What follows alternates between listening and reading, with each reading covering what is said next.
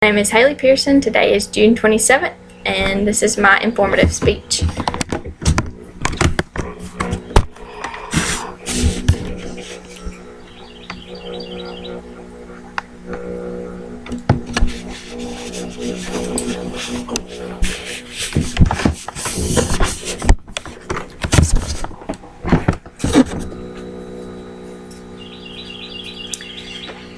Imagine for a moment what it would be like for everyone to stare at you because you are different.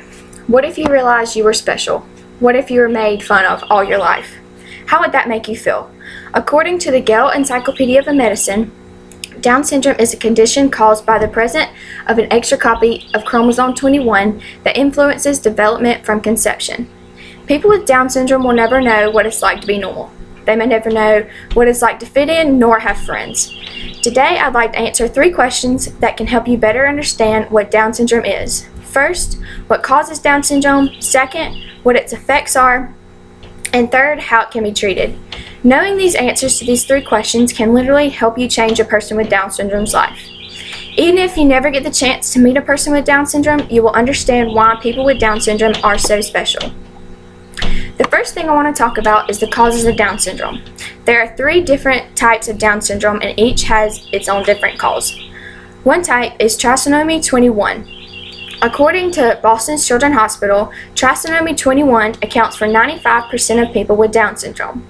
A child with trisomy 21 has 3 copies of chromosome 21, rather than the normal pair. Another type is mosaic Down syndrome. According to the Canadian Down Syndrome Society, approximately 2% of people with Down syndrome have mosaicism. In this case, a faulty cell division occurs in one of the early cell divisions after conception, resulting in some cells having 46 chromosomes and some having 47. The percent of cells with 47 chromosomes instead of 46 varies from person to person. Lastly is translocation. Another relatively rare genetic accident that causes Down syndrome is called translocation. During cell division, chromosome 21 somehow breaks. The broken off piece of the chromosome then becomes attached to another chromosome. Each cell still has 46 chromosomes, but the extra piece of chromosome 21 results in the signs and symptoms of Down syndrome. Translocation occurs in about 3 to 4% of cases of Down syndrome. The second thing I would like to talk about is the effects of Down syndrome. There can be external effects, internal effects, and educational effects. The external effects are effects on the outside.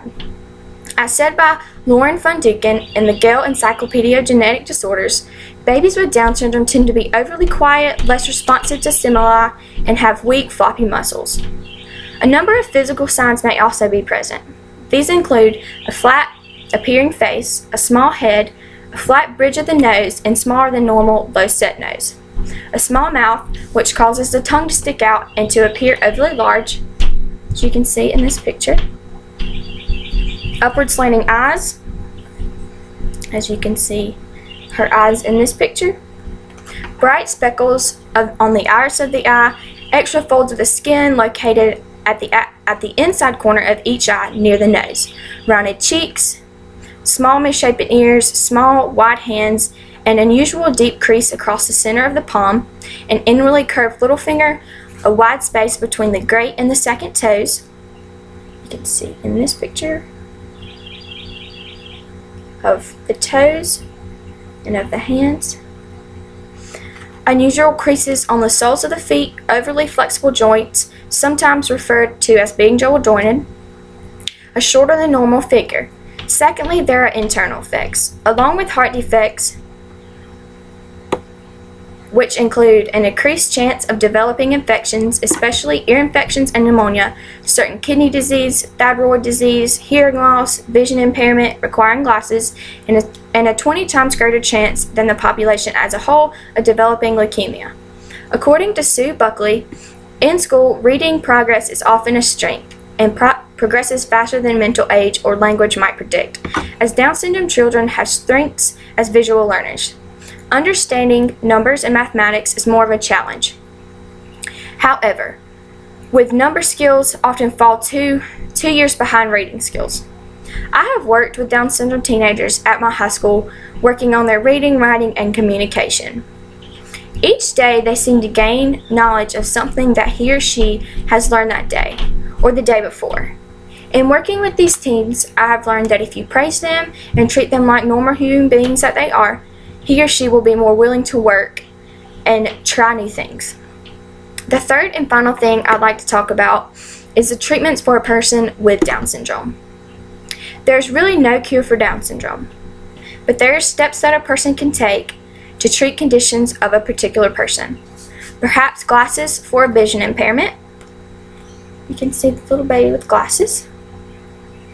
Or if a person has a heart disease, it may entail surgical repair. The best thing, in my opinion, is to make a person with Down syndrome feel that he or she is not different, and to treat them as though he or she is just like a normal human being.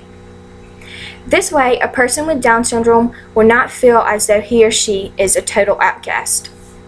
Today, I've identified 3 key aspects of Down syndrome. 1, its causes. 2, the effects. And 3, the treatments of people with Down syndrome. Now let us think back to what it would feel like to be looked at if you were strange. I hope that you have learned that even a person with Down syndrome is special and can be normal just like you and I. So the next time you see a person with Down syndrome, don't look at them weirdly. Go up to them like you would any other friend and let them make your day just a little bit better.